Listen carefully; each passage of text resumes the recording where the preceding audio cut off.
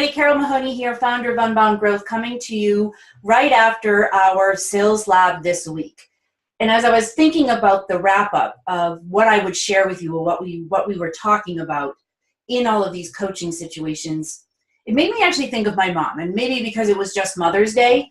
So today's live Sales Lab is actually going to be an ode or a rant to my mom.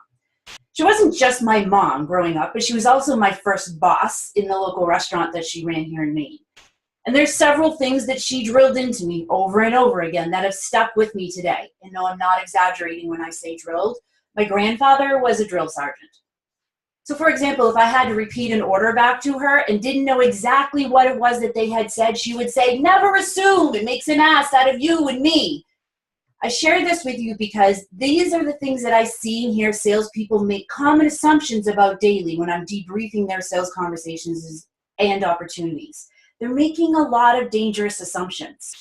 For example, when I've asked many of them what their buyer's compelling reason to buy is, many will answer something along the lines like, they want to buy our software because they need to increase their leads and revenue, or they need to save time and stop having such inefficient sales processes or other types of processes. Or they want to grow their company and agency and just need to get clients with longer retainers. These are not compelling reasons to buy or change the status quo yet. These could be examples of problems worth discussing and having more clarifications around, but by themselves not compelling. They don't qualify as compelling until buyers can state why they will buy from you over the competition. So what happens when salespeople make assumptions like these and assume that these are their compelling reasons? More often than not, they're met with no responses, delays, no decisions, and then they find themselves ending up in price negotiations. They find themselves in the mode of just following up, getting an update, or checking in. Please ban that from your language in all follow-up emails and make the world a better place, okay? So to uncover someone's compelling reasons requires something called strong consultative selling skills and strengths. And it's dependent on two key things: listening and asking sometimes tough questions.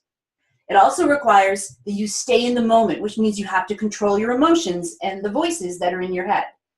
It requires the ability to build trust and strong relationship, and that starts with the understanding that it's not all about you. You have to also make sure that it's not you taking anything for granted, which means you need to have a healthy dose of skepticism, along with the right amount of patience, so that you can understand how your buyers will buy and not jump into presentations too quickly. So join me next week on the next live Sales Lab. I'm going to share another one of my momisms, which I call the habit of empty hands. If she saw me standing around in the restaurant, she would yell, "Hey, there is no reason ever to have empty hands. There's always something that you can do." How do you think this might apply to prospecting or maybe following up?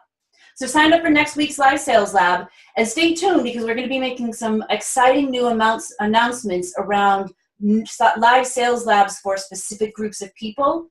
So stay tuned or sign up for the next week and we'll put you on the list to get the notification. All right, Carol Mahoney, over and out.